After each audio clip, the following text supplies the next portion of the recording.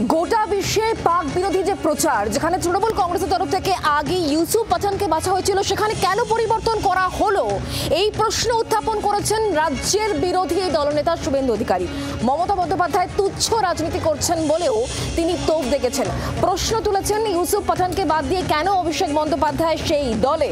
এই প্রশ্ন তুলে সরব হয়েছেন অভিষেক বন্দ্যোপাধ্যায়ের বিরুদ্ধে সরব হয়েছেন শুভেন্দু অধিকারী, কারণ তিনি বলছেন যে মমতা বন্দ্যোপাধ্যায় তুচ্ছ রাজনীতি করেছেন, অভিষেককে পাঠানোর জন্যই আপত্তি তোলা হয়। তৃণমূলের পরিবারবাদের অভিযোগে সরব হয়েছেন রাজ্যের বিরোধী দলনেতা শুভেন্দু অধিকারী।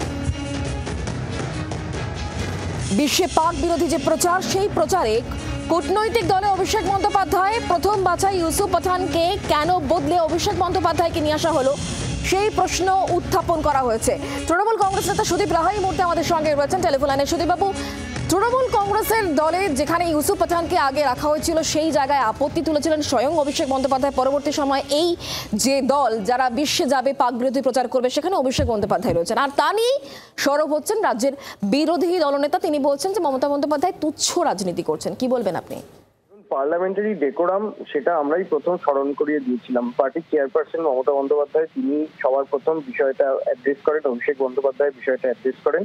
করবার পরবর্তী সময়ে Kiren Rijiju, parliamentary affairs minister, তিনি নিজে আমাদের পার্টির চেয়ারম্যানকে ফোন করেছিলেন, চেয়ারপারসনকে, এবং তিনি ডিসাইড করেছেন যে কে যাবেন। এটা নিয়ে শুভেন্দু অধিকারী কি বললেন না বললেন, এটা আমার মনে হয় ধর্তব্যের মধ্যে আনার কথা নয়, তার কারণ উনি পার্লামেন্টের সদস্য নয়। আর দ্বিতীয়ত হচ্ছে যে শুভেন্দু অধিকারী নিজে পরিবারবাদের প্রোডাক্ট। ওনার বাবা শিশির অধিকারী না হলে ওনাকে আজকে বাংলার রাজনীতিতে খুঁজে পাওয়া যেত না।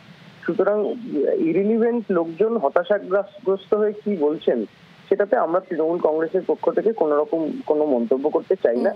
এটা আমরা জানি পিপুলস এনার্জি অভিষেক ব্যানার্জি, আর শুভেন্দু অধিকারীর অ্যালার্জি অভিষেক ব্যানার্জি। তো ওনার এত অ্যালার্জি যখন, উনি হতাশাগ্রস্ত হয়ে এই আত্মনাদ করছেন। অনেক ধন্যবাদ আমাদের সঙ্গে টেলিফোন লাইনে থাকার জন্য।